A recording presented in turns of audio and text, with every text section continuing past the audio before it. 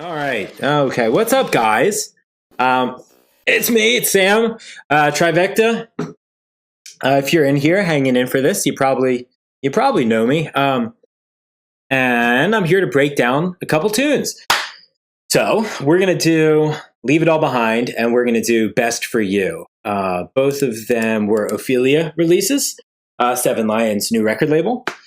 So basically, I was reading the poll where you guys were talking about like what do we want to break down, what songs would be good to do, and and a lot of you guys were saying like Riptide. A lot of you guys said Axis. A lot of you guys said Fractures. I saw Fractures. In other words, I saw a bunch of tunes where I had already done breakdowns online already. So I figured let's get those out of the way, not do those. I don't want to do songs I've already broken down because you could pretty easily just watch those. So I wanted to go over something different. I was seeing a lot of requests for Island and Oxygen. I didn't want to do those just because those are collab tunes and that can be a little touchy with the collaborators. And also I don't have all the stems for everything on a collab. So I figured it'd be cooler to go through something where I can tell you about any sound in particular. So here's what we're going to do. We're going to start with Leave It All Behind, do that for about 45 minutes, and then I think go over to Best for You. So I'm going to try to be as interactive as I can with this. Let me make sure I can see the chat. And look, I like the enthusiasm. I see you guys in the chat. I want to be as interactive as possible with this. No, I have not done a breakdown of Talk yet. No. Thank you. Glad you like it. But yeah, I'm going to try to be as interactive as possible and also try not to get too sidetracked. And so as far as a little more on format and how we can do this and how we can sort of take advantage of what we've got here. So typically when I do songs, I guess this starts to go into the process right here. Like the way I do songs is I like to start with an idea. I start with something nice. I see you with the same shirt in there. I like to start with the song idea that feels like something strong, like worth working on. And then once I get it down, and I'll just start sort of throwing paint, right? And that's like the first project. So each song is typically two projects. So the first project, I'm going to start throwing paint at the wall, starting to get the general idea down, starting to make sure, that things sound okay, and make sure that I have something sort of strong that I'm happy with. Thing is, when you do something like that, as you guys probably all know, what do you run into? You run into like a huge project that's like 300 tracks and it's a nightmare, right? So anyway, when you get to that point, that's where I like to try to start a new project, stem everything out and start working on it fresh. So instead of being like 300 tracks, I'm down to like 25 tracks. So for me, that becomes like sub, kick, snare, leads, vocals, effects, mid bass, pads, maybe guitars, arps, anything that really needs to be separated, and then restart. So the reason I tell you all this right now, besides just like talking about the workflow, is I wanted to let you know sort of what we're working with. For each of these songs, it's only really practical for me to look into the second project, if that sort of makes sense. So for I tried to open up the first project of Leave It All Behind, and because of the reason I don't use the first project anymore is because my computer can't really handle it. Yeah, I can't really dig through that. Same with Best for You. So we're on this sort of project, the second project for each song, where I start to really fine tune everything. What that means is I don't have stems. I don't have all the stems, so you can see this. Here, I'll start going into this and showing you. You have things are more broken up into longer compiled stems rather than just individual MIDI layers and everything. So anyway, I'm going to start going through this. Let me check the chat and make sure I'm not missing any comments or questions from you guys. Okay, so Cody, I'm going to go. That's actually a really good place to start. Cody asked about what the bouncers group is all about. So basically, once I've gotten all the MIDI down and I've gotten an idea going and I start my new project, my second project, everything is audio. And I try to keep it mostly audio in the groups. And then I have a bouncers thing here, which is where I put all the MIDI that I've been working with and throw it all up here. And I can use that to bounce things out. So say I want to bounce out a new lead, rather than getting my leads group super messy by starting to add all these new layers and stuff like that with MIDI, I'll do the MIDI up here. Like you can actually see I was doing. And and that's all muted, but that ended up becoming a layer that I would use down here. Does that kind of make sense? So yeah, that's with the bouncers and stuff. When separating stems, how much of your processing do you keep or do you bypass? So I try to keep as much as I can, unless it's something where it's a group and it's all going to be like compressed together, because then things are going to compress and sort of sum up into something that's going to be affecting all of them.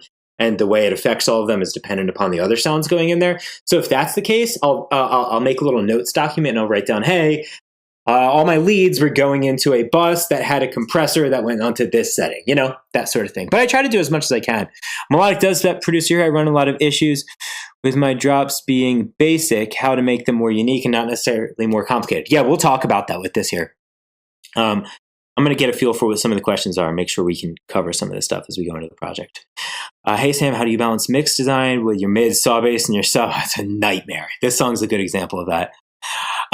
Okay, yeah, so I guess those sort of go hand in hand. So the interesting thing about Leave It All Behind is I got the idea. I'll show you here.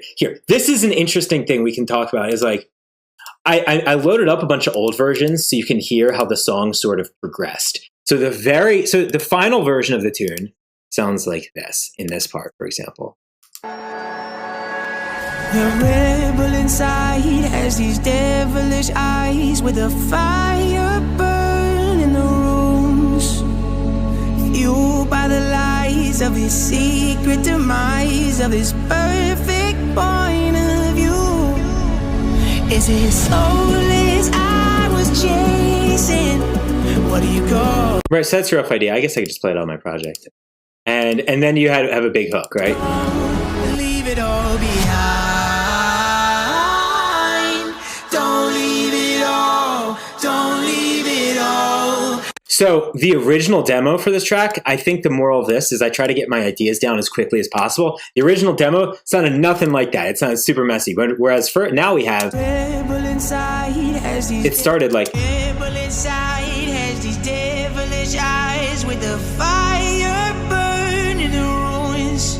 So there's like, all right, we want to start making, we re-recorded the vocals, and we also decided, I figured, hey, I want the chords to move. So rather than just staying,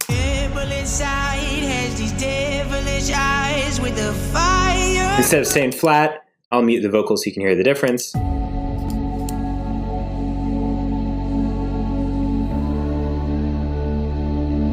Right, little things like getting movement, and then in this part of the project, like you can, I guess I can go through, someone's asking about drop and how to sort of tighten up and make things sound a little bit more interesting. Show us the super saws, sound design techniques, sure we can do that.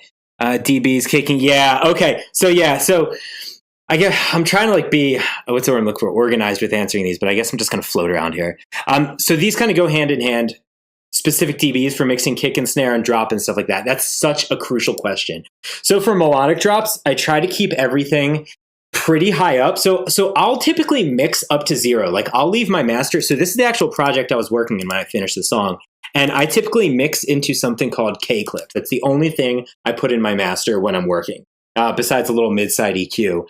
But I just use K-clip. And that's not, this thing right here, it does not affect, it's not one of those limiters where it's like make your music stand out, get more views, and way more engagement. Bring your music to life. Get Music Visualizer in every format, even for social media. Get started today. The link is in the description. Pro L or like waves. It's not one of those ones where you could pull the threshold down and it starts like compressing. It's not like that. It's just a brick wall. So basically it is just stopping things from going past 0. And I think that it's relatively transparent unless you slam the hell out of it. So I like to mix into that. So it doesn't affect anything except when it starts going past 0.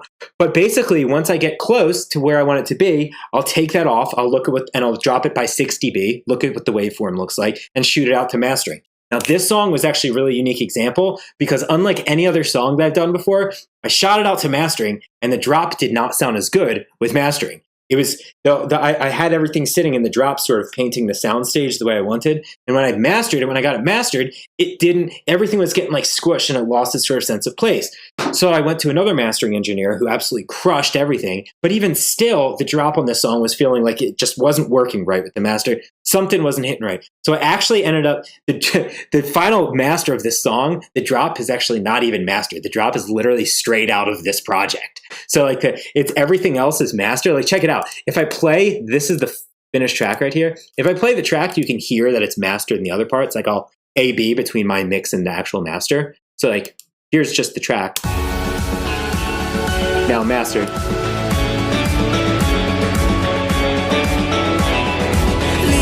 The master just sounds a little bit bigger, but if you go into the drop, it's literally.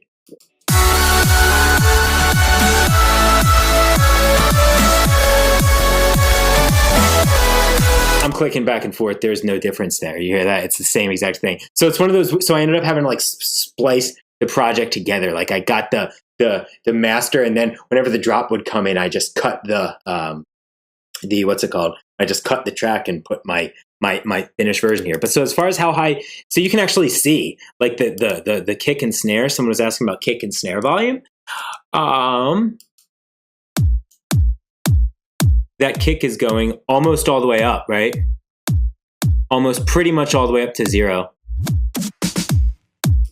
You know, it could have gone higher if this was like a heavy drop. I would have pushed it a little bit more, actually, so it might have been clipping a little bit. But that's the idea. Someone is asking about the saws and what the saws sound like. So in the saws, I actually don't have.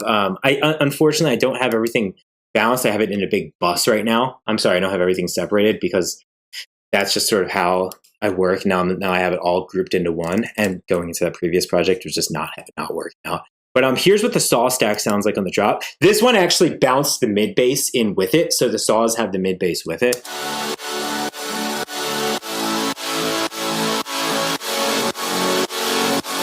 Oh, I think I added more. Yeah, I did add more. Let's see, I guess this is all going into something else. So it would have been all this.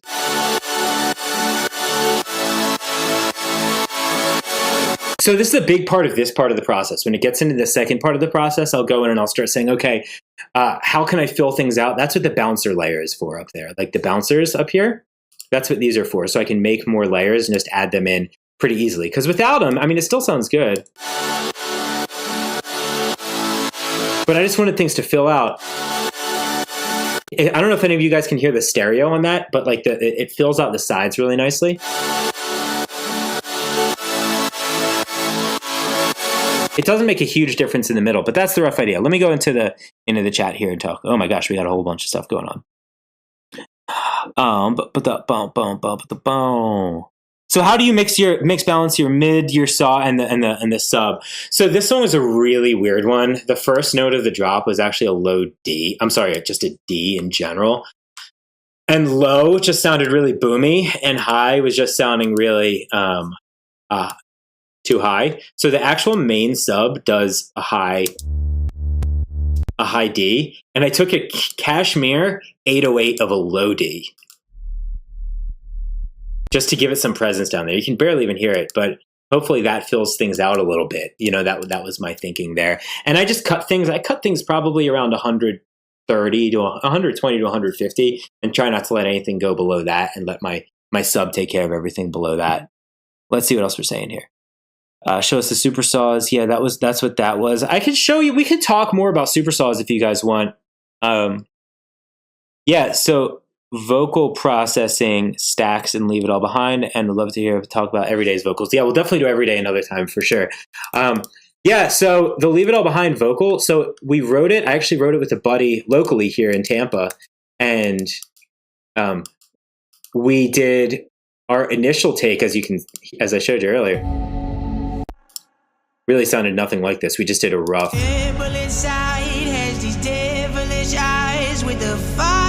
And then we ended up with.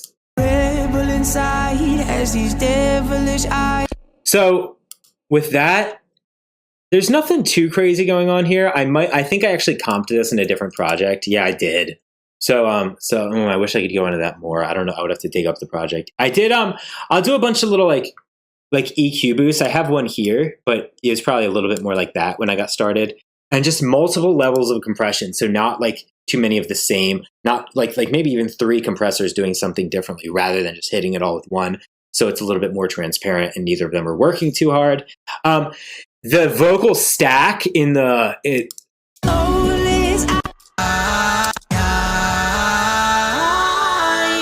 Don't leave it all. I was just tweaking this forever, and it's actually interesting if you notice the lead vocal is actually the same from the original take we did. Don't behind. Don't leave it all. Don't leave it all. It's just not nearly as tight. Don't leave it all. Don't leave it all. So one thing I realized was I really wanted to sort of like get more transient and just stop, like in between the words and the spaces, like the original one. Don't leave it all. Don't leave. But I thought if we got more space, it'd be like, don't leave. Don't leave it all. And I don't know if you can see it here. Check this out. This is a useful trick. Someone was asking cool vocal tricks. So check this out. Yo, like straight up right before I went to turn in this song, it sounded fine. It sounded like this. Leave it all behind. But I was listening to it in mono. I don't know if you guys do that, but that's like a huge trick. Is just like put a little mono on your master. I have it right here and I can just flick it on and off. And I noticed in the center, just like the vocal could use some bite. So I made a layer and look, if you see this, yeah, I just monoed it and made it real bright. Like you see, like put some OTT, some Saturn, and just for a little distortion and cut out the bottom. So it's just this. It's a center sort of sharp.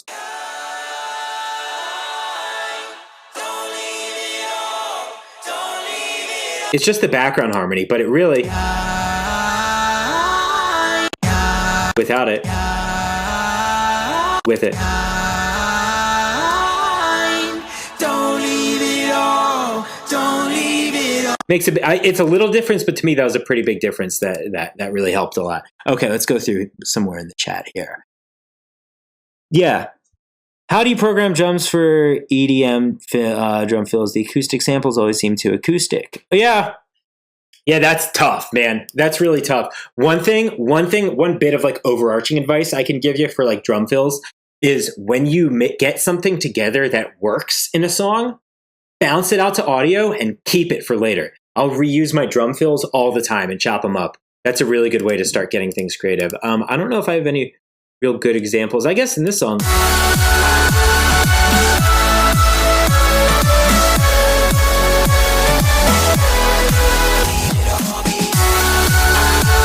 I'll use those like Kashmir samples a lot and just like splice samples and sort of chop them up. And like, I wish I could show you better, but that was just like that's like a reverse snare into another snare, you know? Little things like that. So yeah, so super saw layering.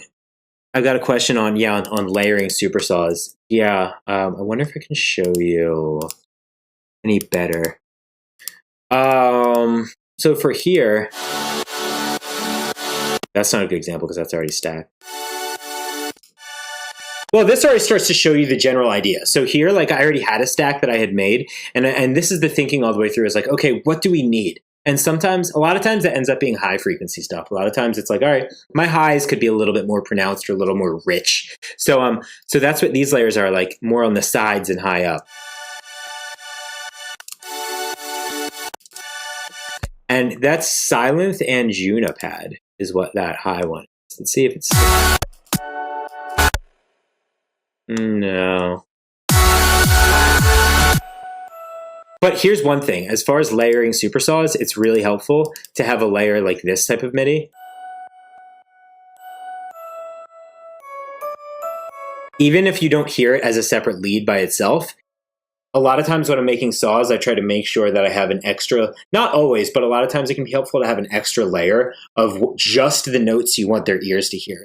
Not so much that everything else gets lost, but when I have saws, a lot of times I'll have like a main bass layer like this guy here. It's not in a saw sound right now. Here, maybe I can just do it. So typically when I'm making a saw group, I'll usually use something nice and rich, something real strong, like Biggest Saw Stack by Virtual Riot is a really good one.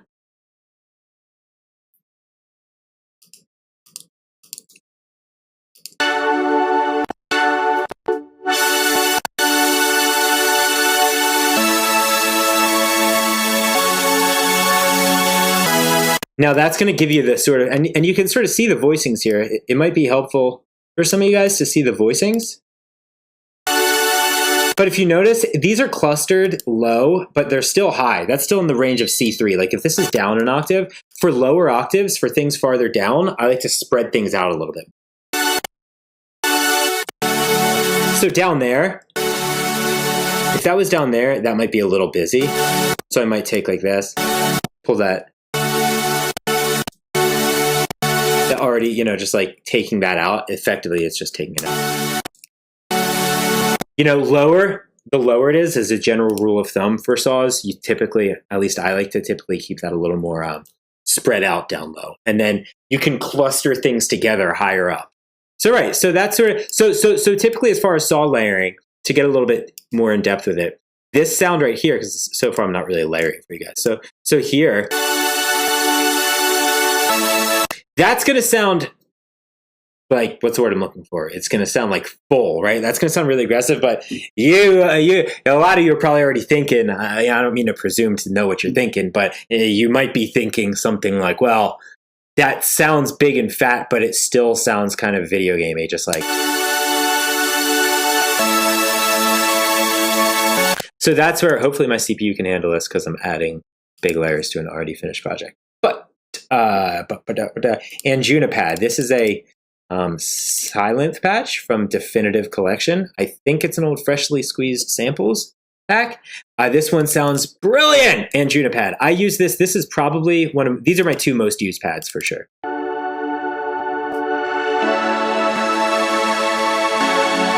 This one opens up really nicely.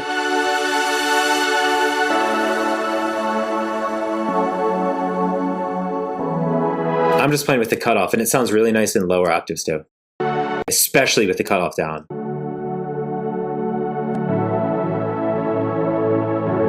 Go on. You know? But so anyway, you end up getting left with sort of something like this between the two of them. And I'll open up this a little bit. And I'd probably pull this up an octave.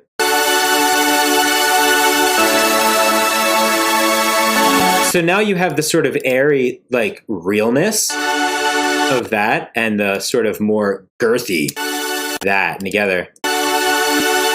That's already going to start filling out your spectrum better. I'm going to delete those so it doesn't start getting too CPU intensive. But basically, past that, a lot of times I'll start adding like Omnisphere and Nexus layers. Things to really, those are the things that are going to really richen your sound. And one thing that I don't think gets enough attention is the importance of filling out your sound spectrum with different sound sources.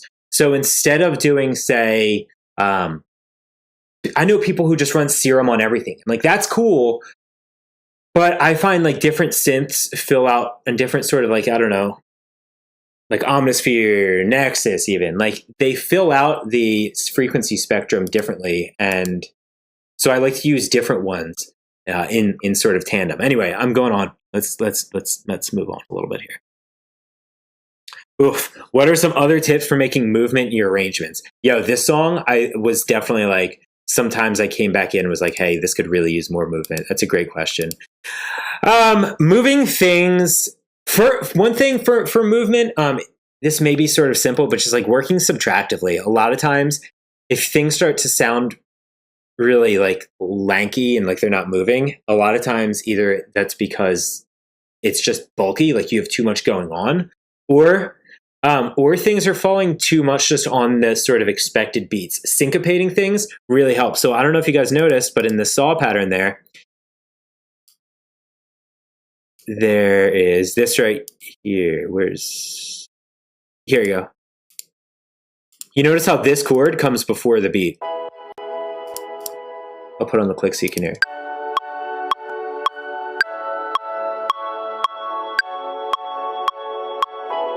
Putting things before the beat will really help. If you listen to like trance music, guys like Mayan or Audion are really good at that. Taking things and putting them like, you know, instead of just four beats of everything, taking certain ones and putting them before, you know, like an eighth note or a quarter note before beat. Things like that can really help. And like I said, taking things away. Where did I run into that issue? I really ran into that issue.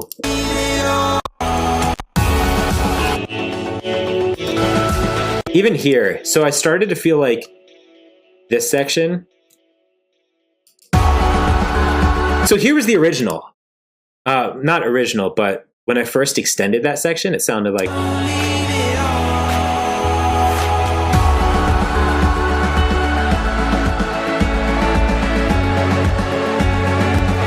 Now, what's wrong with that? Your ear doesn't have anything to focus on, you know? So I decided instead of that, let's take the main things and really make sure they're defined and nothing is getting in their way. That can really help to move things along because your ear has a narrative rather than this sort of big old jumbled mess. Your ear is like, oh, I follow that. So instead of this, I layered that guitar thing. And you can also tell those plucks really came out. If I turn off the lead.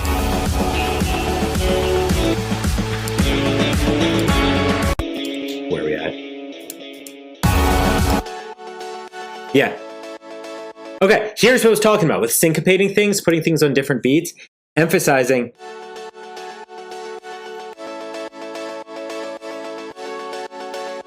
You know, little things like that will really help go a long way. I think if you think in terms of micro grooves like that, like if you're playing in a band, everybody in the band has a sort of different feel, and you want your instruments to feel like that too. It's really difficult to do that at first because you got your own flow, you know. So anyway, it's easy to sort of fall into a thing where everything sort of flows the way you would flow. But you got to think, okay, wait, here's like a keyboard player. What's he doing? You know? All right, let me move along. When you bounce the audio, did you already process them or are you processing them in this section? So in this session, so both, yeah. So let me see if I can show you any of the processing on some of that. So here's MIDI, and you can see I'll do a good bit sometimes of like light OTT. You don't want to do it too much. We should probably get into the drop, huh? I'll show you the drop stuff. Yeah, so like this is a fat rack I made where it's just like Saturn, OTT, maximizer, and EQ. Because like without it, can I turn all these off at once? No? Oh, I know what I'll do. Here. I'd like to show you.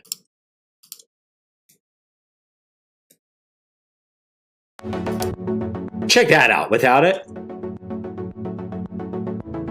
With it.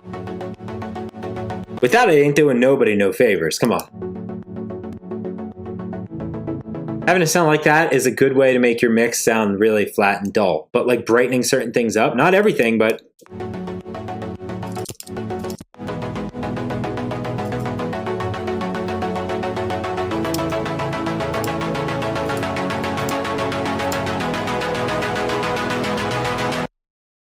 So that's one other thing is like with plucks, another little tip is like to try to make sure not to... It's really easy to start going overboard with the plucks. I remember when I was working on Island, Seven Lions, Jeff was like, he was working on the build and he was like, yeah, man, like the plucks sort of go off the rails here on his part. He's like, I'm going to dial it back. And I was like, dude, those plucks sound great. What are you talking about? And then he dialed it back and I was like, man, I would have been down with that. But now that I listen, it's cool to make sure your plucks, if you can, we tend to overcompensate by opening up those filters a lot. But when you have things nice and tightly processed like this, you don't have to make huge sweeping adjustments. Just a little bit of cutoff opening can really go a long way. Okay, I'm trying to move quick so we can get through a lot of stuff. Are those saws side-chained into the balance, or is that an LFO tool? Great question. Yeah, so I'll usually combine the two. So I'll usually use my actual kick or a ghost kick track. So you'll see it's probably right around here. Right, yeah, different sidechain trigger tracks, and those are just going to function to sort of use the Ableton stock compressor to like sidechain things. However, I'll typically use an LFO tool as well, so you can actually see the whole big LFO bus in the drop sounds like this.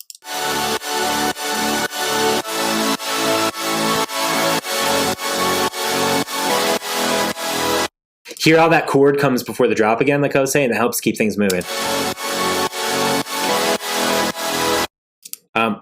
With the track, without that,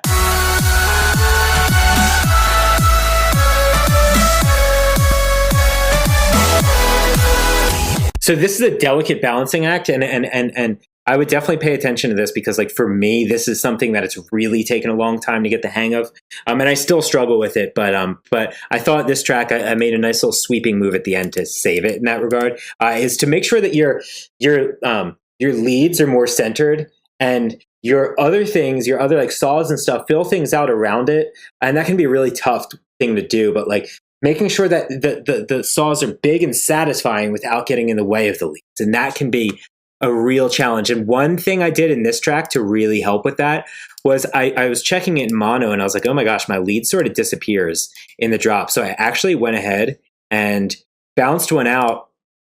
I took the actual leads. They sounded like this. I wish I could show it. That's a big fat bunch of layers right there. But I realized it was so wide, it was getting lost in the drop. So I took a little ozone imager, and I guess because I just turned it off. But you could see I went and shrank it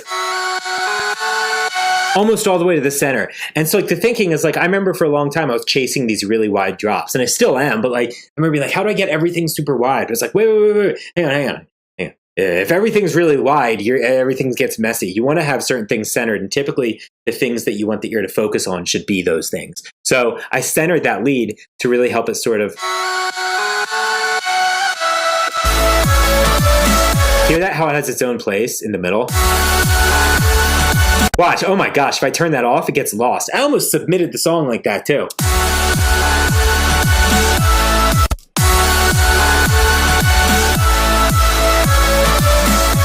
It's really subtle stereo stuff, but to me, these are those little decisions that really help go a long way. Okay, moving along.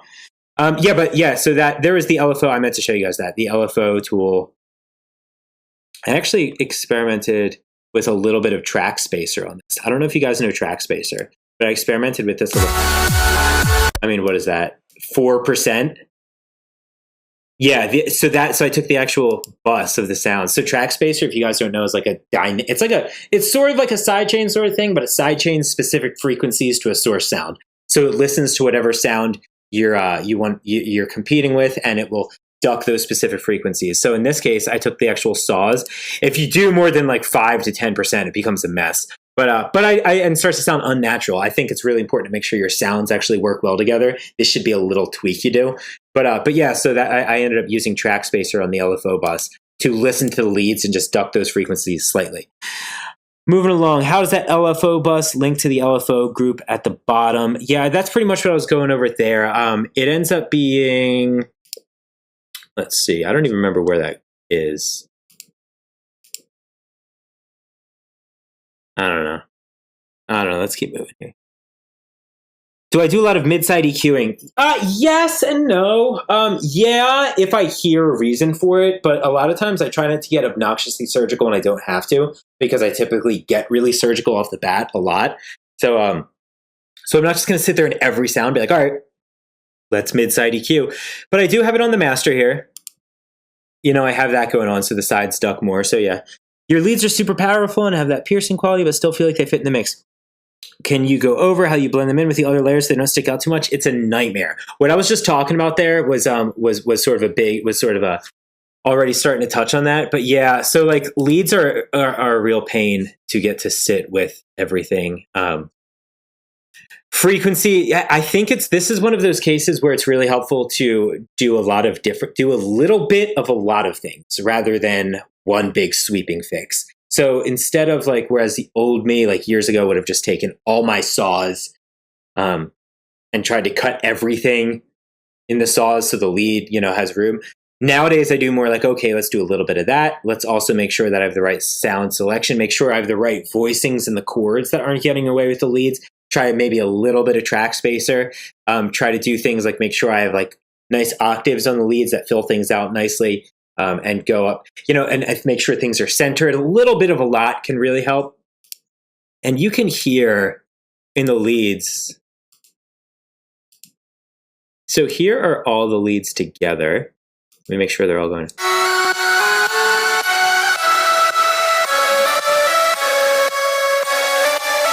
And so actually you can get a glimpse into some of what the layers work because I already had layers, and then there was already chopping in the previous project, so you can hear.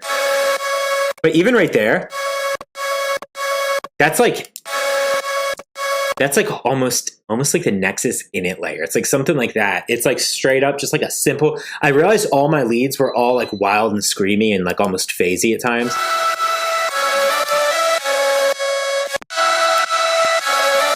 And I needed something to hold the weight a little more, so I ended up doing just like something more defined. So I ended up taking just like a saw wave and putting it in the center. And so that's what that is, you know? So I had that, and then I wanted a little rippy, fuzzy layer, so I added that guy in. It's almost all white noise. Then like this guy. You notice they all sound very different, right? You don't have like too much of the same sounding thing. And they fill out different parts of the frequency spectrum.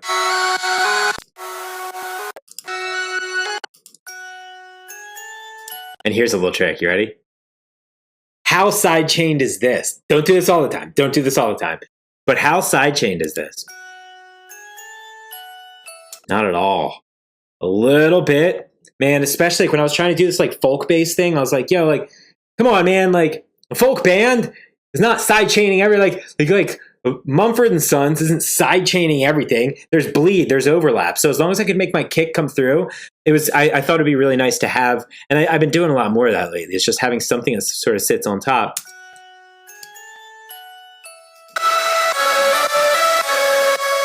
So it's not just kick hitting your ears, you know? Maybe that's part of why the drop didn't sound good in mastering. But it was a delicate balance and ended up working. A little more fizzy high. And I was listening to a lot of Sufjan Stevens, and I liked his pianos, and I tried to add a little layer like that. Technically, that shouldn't be in the leads group. But yeah, that's what's going on with the leads. Moving along. Ooh, the broadcast is in mono? Ooh. Am I reading that too late? How many bass layers do you usually have? Not too many, but let's check them out. So obviously you have your sub. Let's see what I ended up using. That one would be muted. So I had this.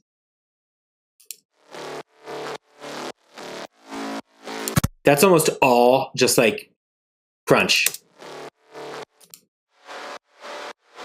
Also, like that stuff is just like character stuff. And that doesn't sound like much by itself, but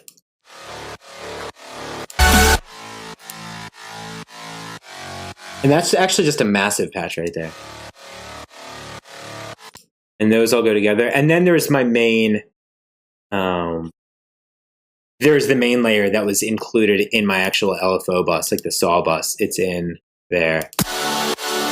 So I typically use a layer that I made a couple years ago when I made my Fractures remix. I think I just made it in Massive, but it ended up working really nicely. This is my, please work, okay. This is my Fractures bass, just bounced out.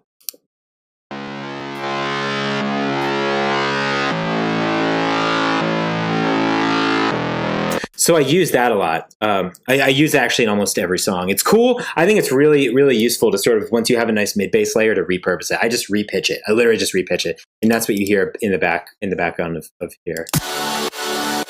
And then I just supplement it with some other layers down there, as you saw. Okay, more of the saws.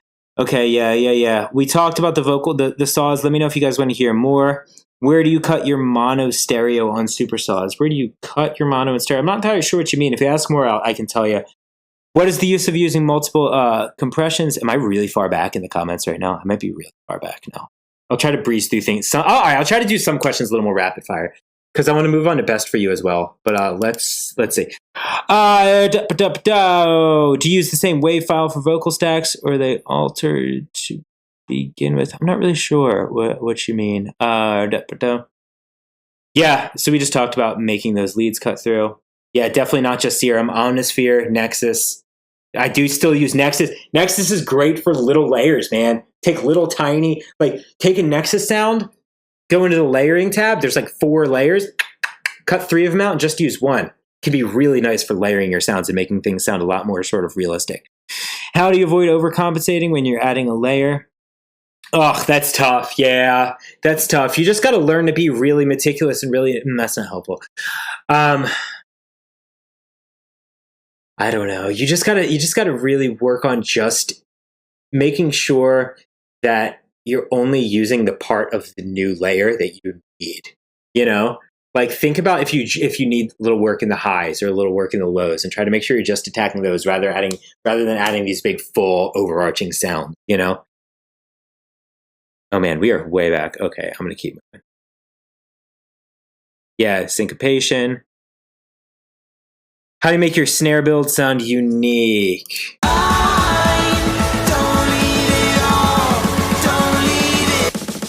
That one's actually not that unique at all. I'm just layering, but I like to layer a lot of organic with like EDM. EDM sounds for the big sound, for the big punch through, and organic sounds for the sort of realistic, writing melodies. So the thing about, someone asked about go-to Saturn settings. Yeah, basic, what is it called? Basic Saturator is great. I use that one all the time. How do you go about writing your melodies? So writing melodies is almost never on the computer. Sometimes it is, but like I would say at least 80% of the time it's not. So every song on the EP that I just put out, including this song, was all written on a guitar. This was written on a guitar. Let me show you this, because I think as a I would like to hear this. There were times where, like, when I was really trying to learn how to get the hang of producing, and I would have loved to hear this stuff. I'm going to A-B for you guys.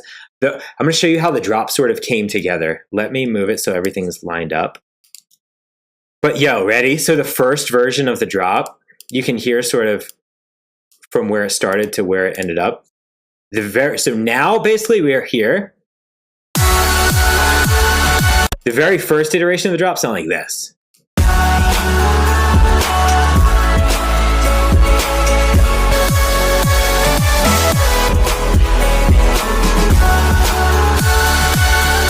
So if you can sort of go, it's cool to like go through and see what the thought process was, because like you had that, and then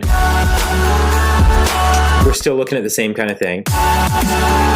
So then I realized like that drop pattern felt a little too, and this is like this is I think is an important thing for melodic drops, is making your drop feel like it's a response to the vocal. And like there's sometimes like the easy way out is to make your drop real similar to the vocal melody. But I think a more unique and cooler thing to do, and oftentimes more effective thing to do, is make it feel like your drop is a response to the vocal.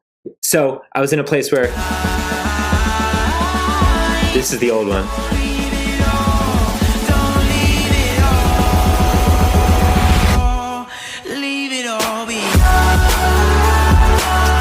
First of all, the sounds are underwhelming, but more importantly, at this point, the drop was too similar in melody. It's like the same melody as the chorus. So then I tried to make something new, change up the pattern, fatten up the drums, and I overcorrected and ended up with this.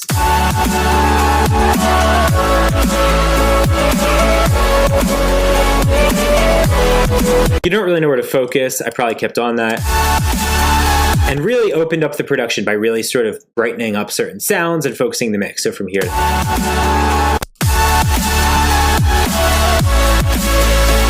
still felt like it was doing a lot and not really the right thing. And then I thought, okay, let me just try to put a kick drum on every beat. And that's where things started to really take shape.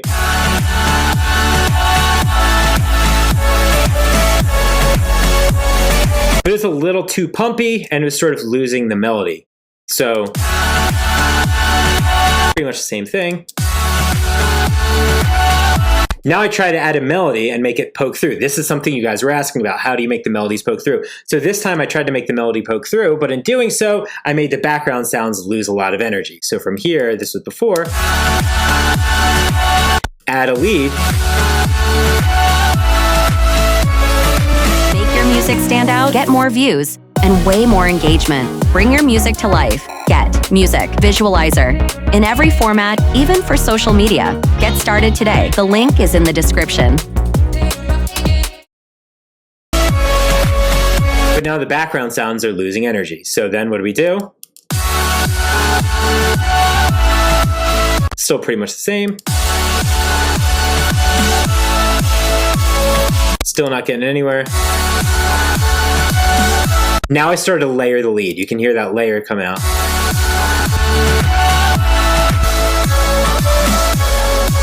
Now we're getting a lot closer. Then I realized I needed things more centered on the lead, and you end up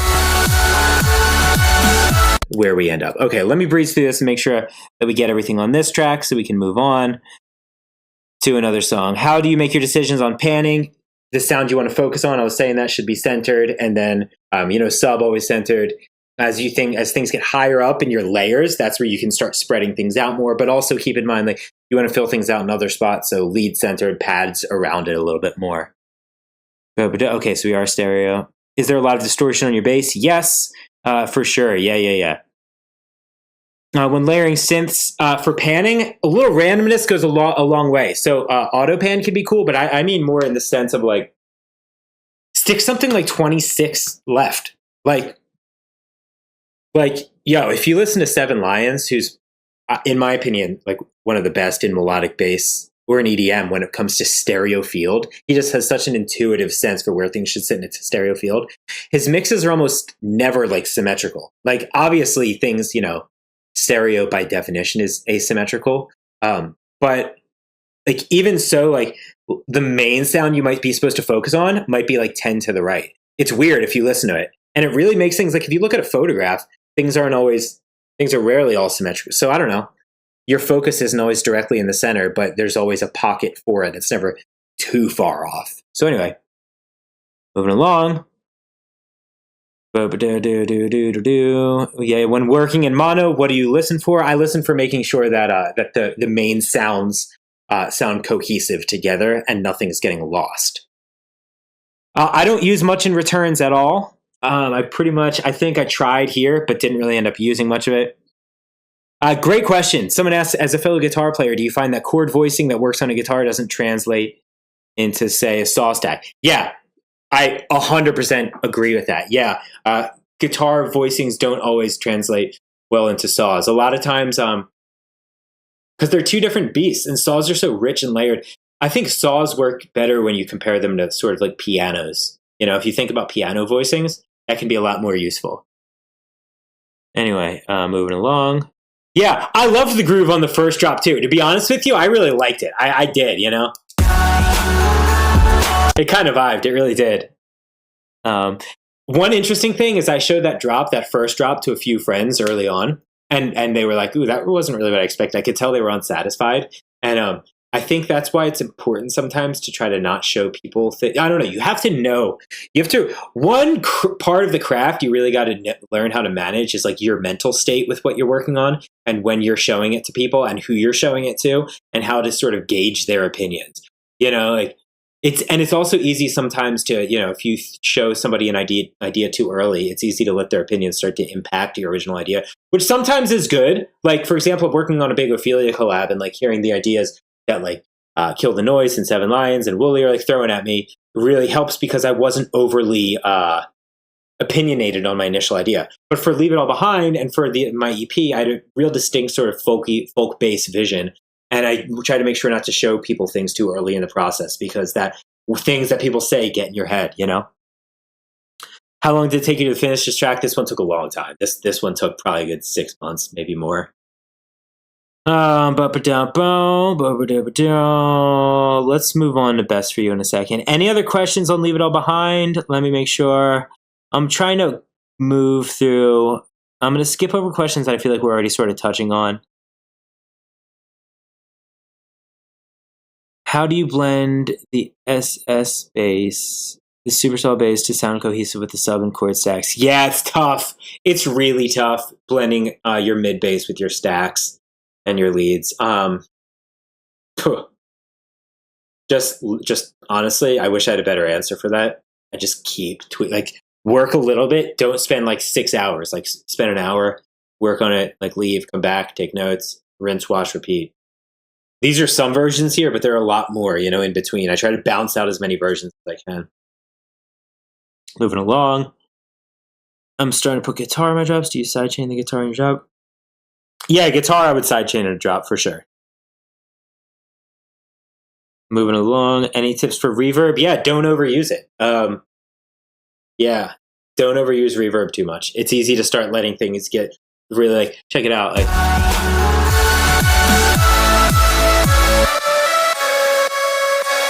If you notice, that's not very reverby at all.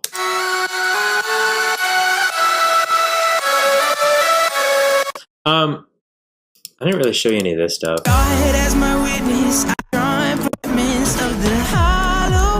We got like guitars. Maybe I'll just show you some stems real quick.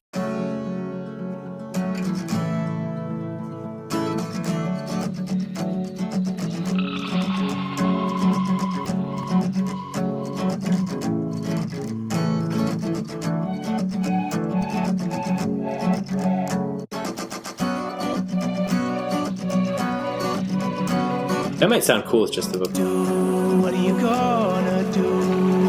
Blindly erasing, knocking down all the faces in my mind. Yeah, that's what's going on with the guitars. There's some cool bass layers. I made this in Serum.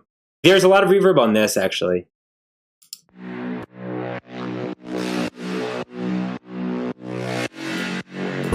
What are you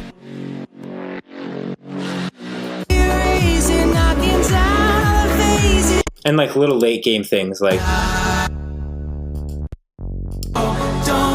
don't know. Okay, what else? How much... on tracks like that where it takes months, how much time do you take in between sessions? Yo, sometimes a while. Yo, like... So... To get a little philosophical for a second, a lot of times, like, when you have a really cool idea... Like, for me, I knew the song was magic. When we wrote this, I was like, yo, this is one of my favorite ideas that I've ever sort of come up with here. And so like we were writing that vocal section, it's like, okay, whoa. And it's honestly, when you have that, I don't know if any of you guys are like this, but like for me, it's like, it can be really cool. Just like when I have a really cool song idea coming along, my quality of life is better. Like I can just go about my life knowing I have this awesome thing I'm working on. So I try to sometimes savor that a little bit and not crush too much at a time and not drive myself wild, because like you have a finite amount of time before you get really sick of the idea. And by that point, you have to really know what you have to really be able, you got to be able to recognize those feelings. You have to recognize those symptoms of fatigue. Like I've heard the song a billion times and like the word doesn't sound like a word anymore, that effect. And like, so to me, it's important to try to get the idea out early or in small doses, usually a combination of the two. So, sometimes it'll be weeks of just working the same song. Then I'll take a month off and not touch it at all. So good bit of that. Any advice on advanced EQ automations? I don't know much about advanced EQ automations, to be honest with you. You got to ask Cohen Sound about that. So anyway, yeah, that's the idea with Leave It All Behind. I think that's mostly it. One other thing I'd like to show that's kind of cool, then we'll move on to Best for You, is just... I thought this turned out pretty cool. I think it's important to make sure that your chords sound nice and convincing. And I thought this one, it came out.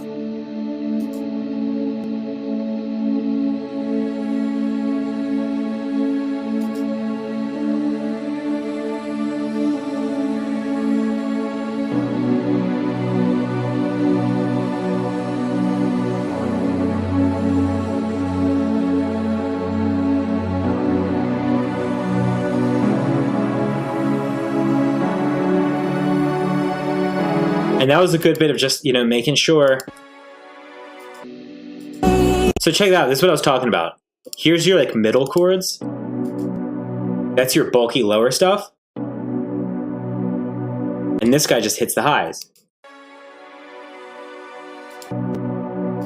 Here, there's almost no conflict between the two of them. There's a little bleed, but...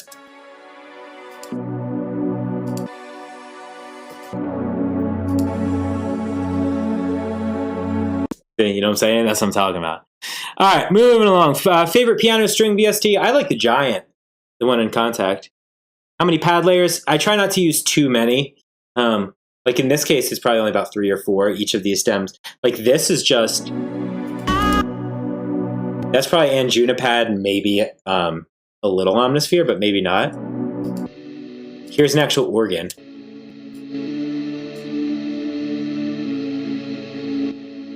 And then, yeah. All right, let's move on. I'm going to open up Best for You.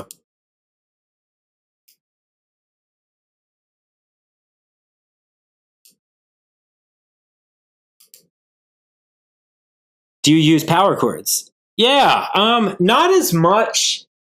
I know Sullivan King does in his drops. He does a bunch of big guitar layers. And I would imagine that would be pretty cool. But it's tough mixing guitars into melodic drops. It can be really difficult. What preset bank is Anjuna Pad from? That's from it's called Silent Definitive Collection. I got it in like 2014. It might have been from Freshly Squeezed Samples, but if you look up Silent Definitive Collection. So here's a tune called Best for You. And I put this one out on Ophelia as well. This was my first ever like solo release on Ophelia. And so you guys can hit me with any questions about this. I'll do this probably similar thing with this. And sort of walk you through what happened here. This is a similar thing. This project was an absolute pain in the ass. This one, okay. Someone was asking about working on how often I work on something during a certain amount of time. Like, say I work on a song for a year, how much of that is me actually working on it? This one took like 2 years. Maybe like a year and a half. But like I went in and I like got lost, and then I worked some more, and then I reshaped the idea, and then I did something different. And then Brandon Bowers, he's got it in the chat. But this man, good work, Brandon. That's it. So anyway, so I think it's cool to talk about. I don't know. We talk about sounds. We've been talking about sounds, but to me, another really maybe the most important thing is just getting the actual idea down and making, talking about what the, concept behind a song is and how to make something cool. And like, to me, I think one of the best ways of coming up with something really unique and really cool is to combine things that mean something to you. So for me, it was like on the EP, it was, I do melodic bass music. Let me try to combine it with something that means a lot to me, which was indie folk music. I was listening, I loved it, and it was really like taking me somewhere. Whenever I'd listen to it, and I'd be like, all right, let me put these two together, And so with this one, this was a little bit before that, with when I was making Best for You. But I was thinking to myself, I think I was watching Interstellar, and I was like, man, I love this sort of score to Interstellar. But it would be pretty cliche to just try to do an Interstellar kind of thing. Like anybody can do like an Interstellar sort of remix or something. So then it became, okay, what do we want to combine it with? And I was also listening to a lot of Porter Robinson at the time. I think this was probably 2017 or 2018 when I started this tune. And so I started thinking, okay, can I try to combine like the sort of chord vibe of Interstellar with the sort of drop structure, the mid-tempo saw idea that I was hearing in like the Porter Robinson and the Porter Robinson sort of copycat artists, right? And so the first idea ended up, if any of you guys, well, all right, I guess I'll play the initial idea first, was just like Interstellar sort of chords, Porter Robinson style drop pattern. And it was just simple like.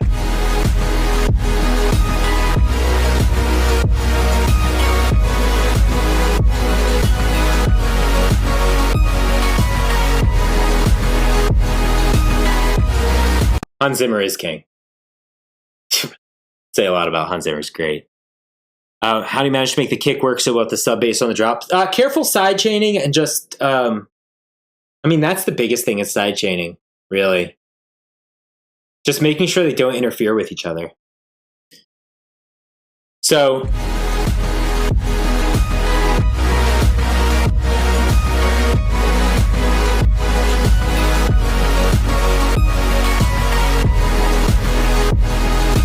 Pretty much the same thing. Then I started to try to write like a nice intro idea. So this is also an important thing, I think. Boil your song down to its essence. It's so difficult sometimes to do what they call killing your children, right? Like you come up with like all these ideas that you love, and it's hard to say, okay, which one is actually going to work in the song and what's going to get thrown out. Like I had this whole long intro for this track.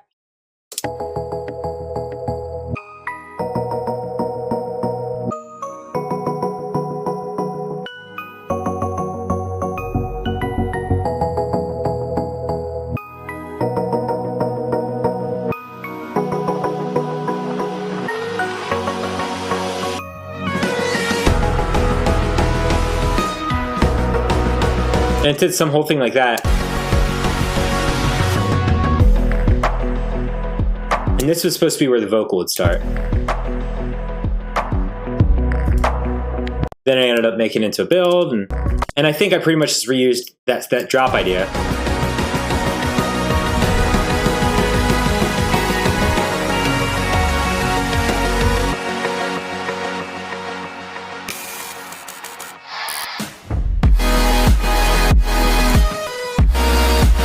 At that point, I started making more cuts in the drop, you can hear.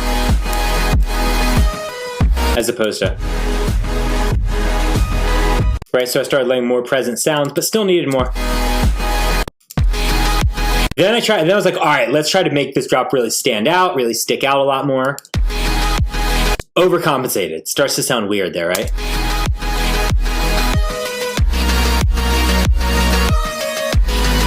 Then I went off the deep end, tried some other stuff. I told you, I really rang my head into the wall on this one, like trying different sort of ways of layering. So this is, okay, this may, I don't know, if I were watching this and watching an artist do this, one takeaway I would have is that it's okay to try a bunch of different iterations of the same idea. Like, try different ways of layering it. Try like, okay, I have my chords, but let me try a whole different saw stack. Let me focus on the bass. Let me focus on the lead. Let me try a different, maybe a grittier sound. Because first it was like this, but then we had... And then we had... All right, we'll talk about that one in a second.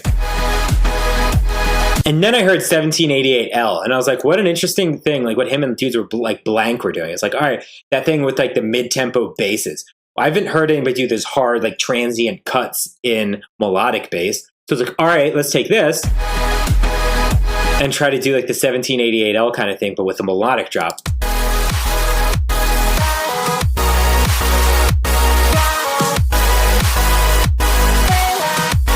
I started to try to layer vocal chops in the drop, and that didn't really quite work there, but...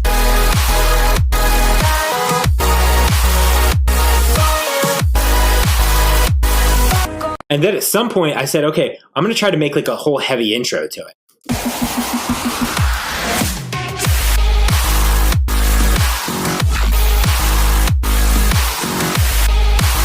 And by that point, I'd gotten the vocal back. At that point, I was starting to think to myself, like, okay, you have these like extended edits of trance tunes. But what if we did like an extended edit of like a mid-tempo melodic bass tune? Like that would be cool. So I tried to make like an easy mix in for DJing, like something like this. And then the vocal, like a trance tune, would come in under that.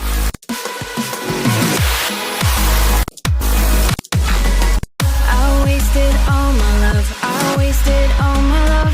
Maybe I never had enough to last forever. And I've waited long enough. I've waited. But that felt like it. I'll probably do that in a live show sometime. But that just felt like it was getting a little bit. Losing the spirit of the tune a little bit. So then we corrected, came back, kept working, and then we kept tweaking. Same idea, but still not right. Now that was cool, but to me, I wanted the lead to be more of a focal sound, and maybe I went too far with it. Like this was kind of cool with the bass being your focal sound, and your focal sound, I mean, centered and taking up the high frequencies.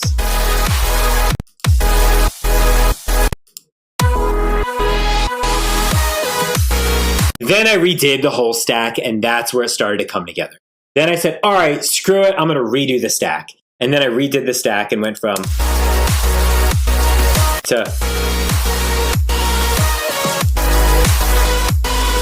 And that's the thing. That was where it really sort of came together. And that's something that sometimes happens when you really become intimately associated with familiar with the sounds in your track after trying so many iterations. That you start to, it's like a video game where you have these different pathways, like different doors, and you go through that door and you die and you restart, and you go through that door and you die and you restart, and then eventually you start to know, like, okay, that door didn't work, that door didn't work, we're gonna keep on going. And then, so with this, I was like, all right, too much gritty bass is not working, too aggressive on the saws is not working, let's maybe focus on the lead and try to tame the other things, and that's how we got from to... And here's the final project. And I'll go through, and then I'll start reading the chat a little more. And like sometimes, so I was talking to you guys about making audio, doing things out of audio, and so this is the second project for this song, just like Leave It All Behind, where now it's almost all audio. And in this case, it was like initially I had things cut differently here. You see that lead came earlier. It went to ba-ba instead of ba-ba. And so I had to like get creative and just sort of pull that audio.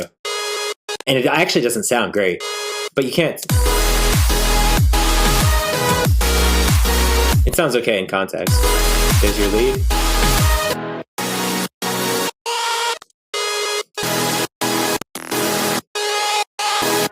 And one thing to notice is the lead and the chords, they blend, but there's still a little space in the chords, sort of where the leads hit. Let's check out. Hey, this is a big one. White noise on top. Always. Ableton, operator, make it stereo, white noise, hit record, bounce it out, keep it, stick it on top of every melodic drop. Game changer.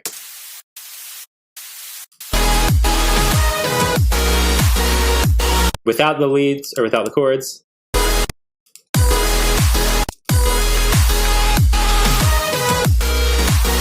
And this was actually a case where the chords themselves, you can tell they kind of carry the melody a good bit already. Sorry, that's already pretty stacked up there. I wish I could show you the layers a little better.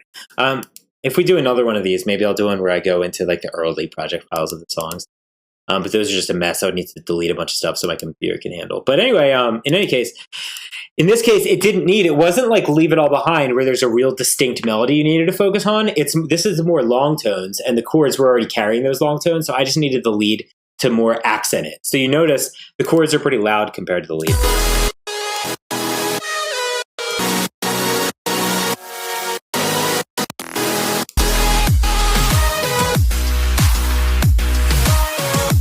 Someone asked about bouncing mid basses. Like here, they're pretty quiet.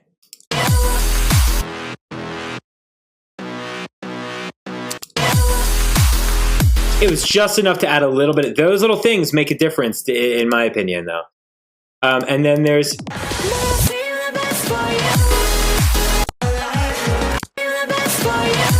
The one thing I would do, the only thing, and now I'm going to get to the chat here for the last maybe 20 minutes, so I'll get more interactive again. The only thing I would have done differently with this song, because I noticed it today when I was working on it, is the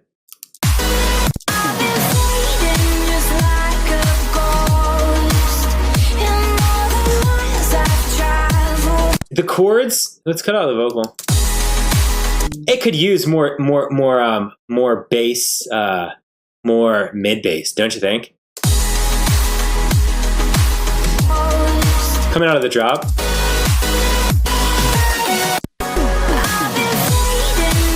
What I would probably do if I was making this song right now is I would go. I'd pull out silent. I'd probably do. I've been using this Mayan pack a lot. No. And I would probably just go like this.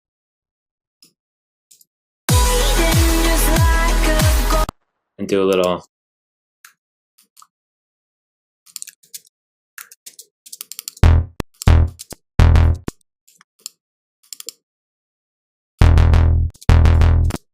Maybe a little bit of that.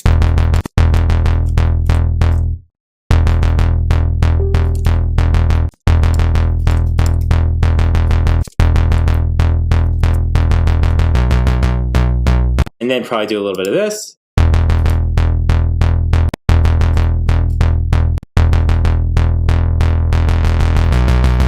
And I would filter it, obviously, so it doesn't get in the way of the sub, but.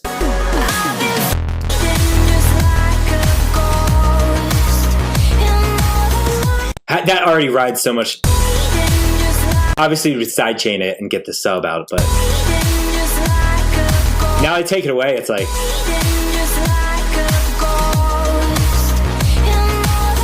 Even just quiet. I'll just re-release the track with the bass a little bit better. Okay, let's get back in the chat here. I'm going to scroll up and see what you guys were talking about. Okay. I'm going to go back to where you guys first started talking about this song. How did you process the vocals in the pre-drop? That's just I think pretty much just the vocal stem. We sent it out for vocals. Monica recorded it with Matt Steeper over in LA. Matt Steeper, who is a legend. You might know him as a husband of Halion. And overall crushes it. Yeah, just vocal. Do you typically use the same chord progression out the whole song? Great. I wish you had asked me that during Leave It All Behind. This song is, I think, the same chord progression the entire song. Leave It All Behind, actually every song on the EP changes chords, with the exception of the intro song. But like Wasteland is a different one from verse to chorus. Leave It All Behind is super different from verse to chorus. Same with Everyday. Like Everyday, actually, the song is in, I guess you would call it C sharp minor, but the drop starts on A, I believe, and the verse actually starts on, I think it was F sharp minor. It starts on, so it starts, the progressions. It all depends what you want to do. Like Deadmau5 can make, or Eric Prydz can make like a 10-minute song of the same chord progression, Lately, I've been liking changing things up though, because I've been inspired by a lot of like stuff that is more songwriter based, so moving along. You ever use track spacer to sidechain the bass? Actually, I have. Yeah. There was one tune recently where I used it a little bit to make it sort of get out of the way of the kick a little bit. Yeah. How many years have you been producing, and how do you deal with burnout? I've been producing, since I was in probably 8th grade, because I was technically, I was recording my band. So that must have been 1998 or 99. I'm sorry. No, I'm sorry. Jesus, I was 8 then. 8th grade would be 2003. 2004, maybe. I was for sure recording my own instrumental music when I moved to Florida in 2005. So I've been definitely producing at least a good 15 years or so. I wasn't making EDM stuff, but I was putting song ideas down in DAWs and stuff like that. With burnout, it depends. If it's if sometimes you need to be disciplined and just get things done, and then you just need to push through. No song ever feels entirely finished. That's a good bit of advice. I've never had a single song feel like it was done. I've just learned what it feels like to be at the end of the process when you submit a song. And I know sort of what that feels like, and I know how to identify when I'm around it. And I know when I can just sort of live with the result. Moving along. How many songs a month do you aim to complete? It depends. When I was doing the EP, the month right before it came out, I finished I wrapped up 3 of them. But sometimes I'll go 7 months, 8 months without finishing anything. I think the important thing is to try to crush things when you're feeling inspired. I try to plant as many little seeds as I can, and get a bunch of ideas out when I'm inspired. And so I have things to work on when I start getting burnt out. As someone who writes a lot of melodic music, do you generally start with chords or with a drum groove? Very rarely with a drum groove. Unless it's unless I'm hey, I want to work with a certain feel. For example, in this Ophelia collab, I was working on this one drop idea, and Jake Kill the Noise was he's like, dude, I love the chords, but the drop feels a little fee-fi-fo-fummy was what we came up with. It feels oh, God, God. So he sent me new drums where it's your sort of future-based pattern. And in that case, it was all right, now I have drums to work to. But usually I have the sort of influence and musical motifs down first. All right. Someone says the one we're about to talk about in a second is sick. What are you talking about? I'm glad someone's sick, though. Which version? We liked some of the old versions. What is the VIP? Tell me that. All right. What is the VIP version you guys are talking about? Is it the heavy one? The heavy one, maybe? How to make the mid bass that heavy? That was a couple layers of. I actually don't have the patch anymore because I switched computers. But it was basically Serum with a bunch of OTTs. It was just Actually, in the Virtual Riot pack, do I still have my MIDI?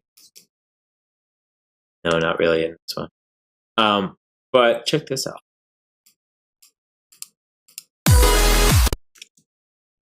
And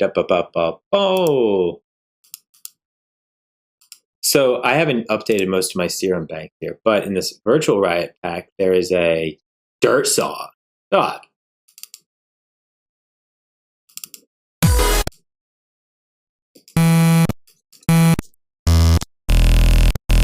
Dirt saw is a great way to start.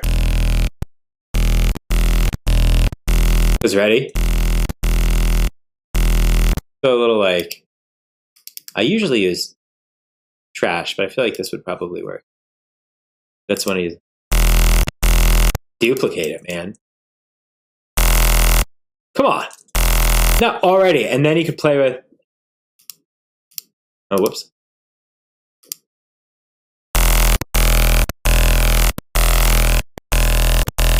You know, there you go. Come on. Another really cool thing, transient shaper is great for getting those real nice. Hear the onset of the sound. Just like that. That's like a freaking, you stick that over a mid-tempo thing right there. Okay, you want to see something cool? Check this out. In the drop, one thing I was really proud of. So another advantage of doing your projects and then making a whole new mostly audio project to work in is your flexibility for chopping things up. If you noticed, and this doesn't usually happen like this, the most involved group in this project file ended up being the freaking effects, because I had everything down and pretty cleanly bounced, right? Like,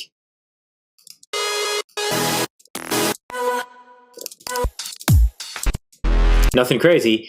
Effects, though, was where I really went in and had some fun. So check this out. I actually took parts of, this is my Fractures remix? Yeah.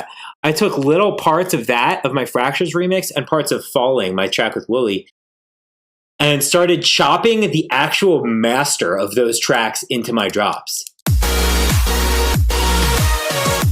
Hang on.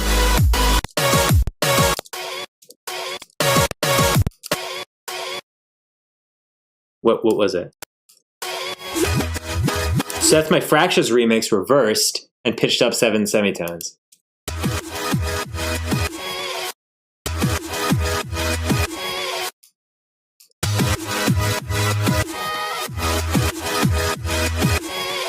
Right? But you can...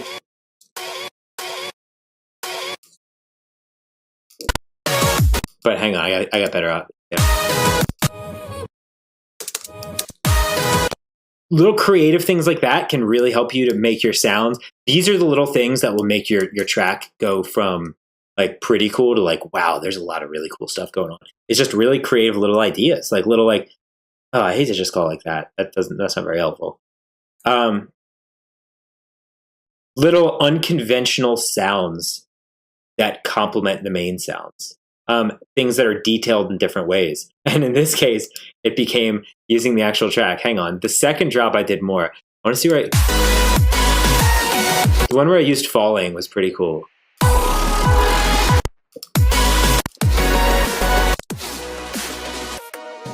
Come on. Y'all heard Falling. This is the intro to freaking Falling. Just pitched up and...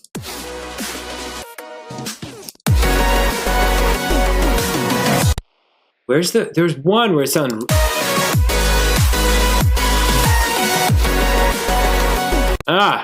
No, I use the Shatterpoint drums in little spots though. Yeah. So these are those little things, like taking parts of your old songs, bouncing out full stems, and having them to work with. Right? Right, those little things really... Where was the thing with... Oh, here you go. Here. Come on. That's sick, right? This is Falling.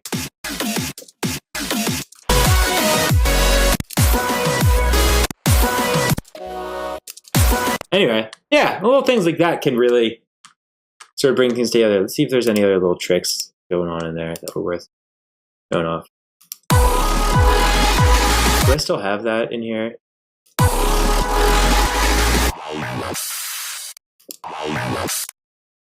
Make your music stand out, get more views, and way more engagement. Bring your music to life. Get Music Visualizer. In every format, even for social media. Get started today. The link is in the description.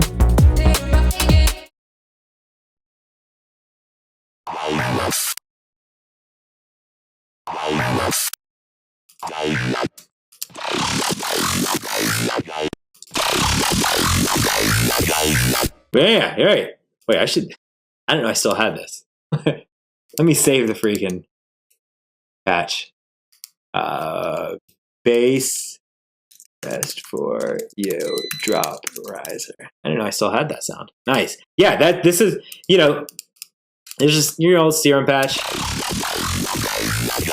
Yeah, anyway. All right, let me get back to the chat, make sure I'm not missing anything crazy. I want to try to be a little more interactive. We only got ourselves 10 minutes here. Where we at here? Do you have a specific method to reduce saw wave fuzz, harsh high end? Absolutely, you bet your ass I do. I cut off the tops with an EQ and I replace it with the white noise. Like I was saying, operator, set it to white noise, set it to as wide as you can. There's a little setting on there. I don't remember exactly what it is. And then bounce that to audio. I have it sitting right here in my favorites. I might even have a little white noise thing here, but it's that one. I use it all the time. Most of those are from, the rest of them are from Splice. But that first one, I just bounced out of operator and I use it on every track. Boom, boom, boom, boom, boom. Mid bass was nuts. Yeah, you guys saw the process there. What frequency do you cut off your supersaws and start the white noise? Yeah, so good question. It really depends, but nothing too crazy. I think usually it's between 10 and like 15 or so. And I try to make it not too obnoxious, too aggressive. Try to have some overlap can help. You said this track took a couple years. Do you ever discover advancements in the song by rushing parts of the development? Yeah, I mean, it goes both ways. So sometimes if I just say I'm just push this thing out, I'll just come up with crazy things I wouldn't have come up with otherwise. Other times I'll like for example, when I was working on the EP, or this song was actually a good example, where I was also working on Talk at the same time. And as I was working on one, I would get a little bit better at just producing and just filling out my sort of sound stage. And I was like, all right, well, let me apply this to my other song, that I haven't worked on in a little while. So you get a good bit of that, Tracy says, the reason I'm scared to wait a year on a project is because I hope to be way better of a producer in a year's time. And coming back, it would most likely be a total nightmare. And that's a reasonable thing. Yeah. So the idea, I guess what you're saying is sort of like you're worried that you're going to come back as a better producer and this old sort of crappy idea isn't really appealing and it might just sort of get lost. I mean, I have certain songs that look, put it this way. I have plenty of tunes. This has been happening to me for years where I get a song idea and I'm like, yo, I'm not good enough yet to be able to execute. It's like excavating a fossil. Stephen King talks about writing like you have a fossil. And once you figure out what the fossil is, it's your job to excavate the fossil and keeping it. You have to keep it as intact as you possibly can. So you don't want, as you're excavating that fossil, what can happen? It could ding the side and get chipped. You could ding the other side, piece falls off. You could drop it and have to pull it back up again. It could be completely unrecognizable, or you might not have the necessary excavation equipment. You might pull it up and there's still pieces of rock stuck to it, and you may not even be able to tell that's not part of the fossil, right? So you can extend that metaphor as far as you want, and it kind of holds up. But the idea is basically there have been times where I'm like, yo, I'm not good enough of a paleontologist to be able to excavate this fossil. For example, Every Day. When I started that song on the new EP, I started that song in freaking 2017 when I was listening to a bunch of Monsters and Men. And I was like, dude, I'm actually not good enough to be able to turn this into what it can be right now. So I sat on it, So, and I have some other ones I still am. There are some that, I don't know if you guys know Varian, but there are some where he hits me up every once in a while and be like, dude, what are you doing? Why don't you put the song out? I'm like, yeah, I don't trust myself to rap it yet. So that happens too, All right, let's see. Let's get into the final couple questions here. What are some tips for clarity in the mixdown? I think I've been given a bunch of little mini tips that help with that across the board. So I don't know.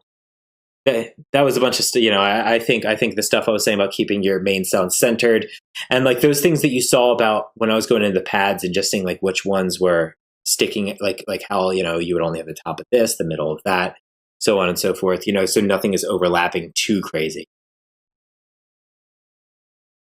Do you send your songs out to any websites for singers to get featured on? No. Typically, no. Typically, I keep it more internal. Reach out to singers and try to send it to them sort of behind the scenes. Biggest inspirations right now are, I don't know. For a while, it's been just a lot of non-EDM stuff. That's kind of cliche, but like I was a lot of like folky stuff, honestly, like of Monsters Men, Mumford and Sons, Green Sky Bluegrass. I love. Manchester Orchestra has some tunes I really, really like. Sufjan Stevens, stuff like that. And I think it's really important, in the last couple minutes we talk about this, like, I think when you get past the minutia that we've been going into here today, and get more into the bigger picture, I think one of the most important things, in my opinion, as an artist, at least where I'm at, and I found lately, is to find the logical midsection of your influences and sort of operate in that space and sort of work that in with what your strengths are. And then you've sort of got a rough idea of what your lane can be. And obviously there's more to it than that. But like for me, in the last like year, it's been like, all right, look, I've established myself as like a name in melodic bass music. How can I do something where I'm not really just following the sort of lead? Like, look, if you're making melodic bass, it's so weird. It's like melodic bass is in the space where like most artists hacked away for 5 or 6 years, and then it's like, all right, congratulations. Now you sound like almost as good as like maybe like a Discount Seven Lions or something, or like a Discount Millennium. Or maybe you get all the way there. It's like, all right, your sounds sort of sound just about there. But now you just sound like a not quite as good version of them. And I think that's where the really, now I think melodic bass is in a cool spot where all the artists who sort of got that far are now all starting to sort of make their own sort of veer off in our own directions and do our own things. And I think that's why melodic bass is getting really interesting right now. And like for me, that was like, hey, I'm getting tired of making the same thing all the time. Man, I'm so inspired by like these songs by like indie folk artists. Let me see how I can work them together. That's when you start heading into the great unknown and you have to follow your own compass. Hi, Lizzie. I see you in the chat. Tampa homie. You ever make one super saw mono and one stereo? I would only probably make a saw mono if the saw was my main sound I wanted you to hear. Typically, though, my saws are usually supplementary sounds for a lead or a vocal or something, so I'll try to spread it out a good bit. How did you get involved with Ophelia? That was... I had known Jeff since about 2017 when he first played out. He had heard Shatterpoint and played it in a bunch of his live shows. And then I went and met him backstage at a show in Tampa. And then I remixed Without You, My Love, and we've just been talking ever since. And we ended up doing Island. Now we have 2 other songs we're working on, which are really cool. And so through that, I just started sending him some demos when he started getting the Ophelia thing going. And he got real into it. And so then we put those tunes out, and then the EP, which was really cool because he was so supportive. And I know he was really, really in love with those tunes, I could tell. So that was really sort of reassuring and really cool. He's been a really cool friend and supporter throughout all this. So, Jeff is really, trying to keep his ear open, and hear things. If you're like interested in getting an Ophelia release, like I know there's some sort of thing that they're working on, I think, where they're going to try to get some like up and comers out on an EP, artists who they feel like they haven't quite established themselves enough to have a full Ophelia project, but are sort of on that sort of brink. And so he's putting, I think he's looking at doing like a compilation of maybe 10 tracks, like all by different artists that are sort of at that point. And I think that's a really cool thing to aim for in a situation like that. Anyway, I think we're at our time stop here. Let me get to any last couple questions here, and then we'll get you out of here. Virtual Right preset pack was, I don't remember. I think there's only 2 or 3 of them, though. So it's one of those main ones. Yeah, probably Preset Junkies. Yeah. I think that's it. Let me read a couple more. Moore says, I hope you see this comment. This has been an amazing workshop. Truly, the time literally flew by, and your answers and insight has been monumentally useful. Hey, thank you. Thank you. I'm glad to be helpful, guys. I love doing this type of stuff. You know, this is fun. Yeah. Biggest piece of life advice: don't leave it all behind. Eh? All right. Yeah, I'm gonna get you out of here. Maybe we'll do another one of these soon. Yeah. Yeah, that's the main idea for everything, guys. Hey, this was great. This was good. This was a lot of fun. I hope I was helpful. I tried to touch on some technical stuff, but also focus a lot more on bigger picture ideas and stuff like that. So anyway, yeah, I got a new song coming out in 28 minutes, technically, the Known You Before remix, so peep that. And if you ain't listening to the new EP, I don't know what you're doing, go listen to it. Yeah, I love you guys. I love the whole community, and I'm grateful to be a part of it. So yeah, I'm definitely interested in the chat. You guys are asking about one-on-ones. I'm not sure how that works, if Defire has a sort of infrastructure for that. I do one-on-ones. You guys can reach out to my management on, it's on my Twitter bio. Contact Trivecta. You can see it on there. But anyway, I'm going to let you guys go here. I'm going to end the live. Thank you, guys. Let me see how to end the live. I'm not entirely sure how to do it. There it is. Okay. I'm signing off. We'll talk to you guys soon, all right? Thank you.